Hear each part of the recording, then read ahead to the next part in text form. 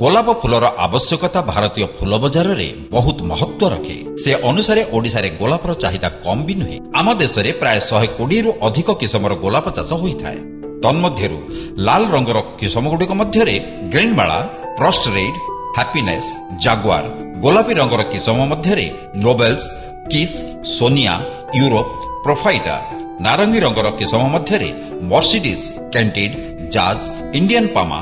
ହଳଦୀ ରଙ୍ଗର କିସମ ମଧ୍ୟରେ ଗୋଲ୍ଡେନ ଟାଇମ୍, ଗୋଲ୍ଡେନ ଗେଟ୍, ଫ୍ରିସ୍କୋ ଓ ଧଳା ରଙ୍ଗର କିସମ ମଧ୍ୟରେ ଏସ୍କିମୋ, ଡବଲ ହ୍ୱାଇଟ୍, କିଲାରାଣୀ ଇତ୍ୟାଦି ଅନ୍ୟତମ।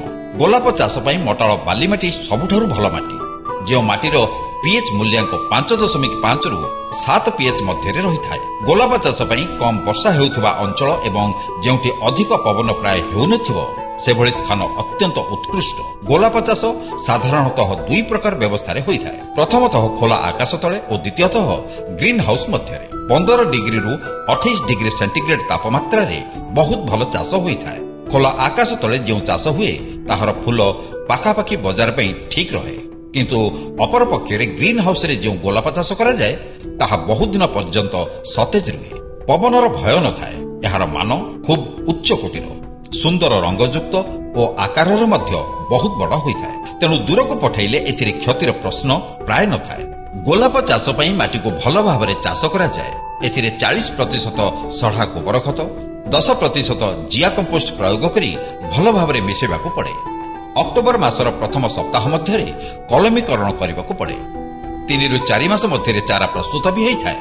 ସାଧାରଣତଃ ଦେଶୀ ଗୋଲାପରେ ବିଦେଶୀ ଗୋଲାପର ଆଖିକୁ କାଟି ଗ୍ରାଫ୍ଟିଂ କରାଯାଏ।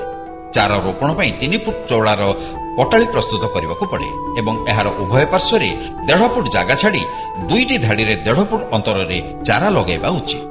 ତତ୍ପରେ ଡ୍ରିପ୍ ଡବଲ ପାଣି ଲାଇନ୍ ସଂଯୋଗ କରିବାକୁ ପଡ଼େ। ଉଭୟ ଗ୍ରୀନ୍ ହାଉସ୍ ଏବଂ ଖୋଲା ଆକାଶ କ୍ଷେତ୍ରରେ ଚାଷ ପାଇଁ ସମାନ ବିଧି ଉଦ୍ଦିଷ୍ଟ। କଲମୀ ହୋଇଥିବା ଚାରା ଯେଉଁଠି ପିଲ ବାହାରିଥାଏ ତାର ଠିକ୍ ଉପର ଡାଳ ଅଂଶ ବେଳେବେଳେ ଶୁଖିଯାଇ ସମ୍ପୂର୍ଣ୍ଣ ଗଛର କ୍ଷତି ପହଞ୍ଚାଇଥାଏ। ମ୍ୟାଗ୍ନେସିଆ, ଜିଙ୍କ୍, ପୋଟାସିୟମ୍, ମିନେରାଲ୍ସ କମ୍ ଅନୁଭୂତ ହେଲେ ଫୁଲ ପାଖୁଡ଼ା ଝରି ପଡ଼େ। ଏଥିପାଇଁ ଡାକ୍ତରଙ୍କ ସହିତ ପରାମର୍ଶ କରି ଔଷଧ ପ୍ରୟୋଗ କରିବାକୁ ପଡ଼େ।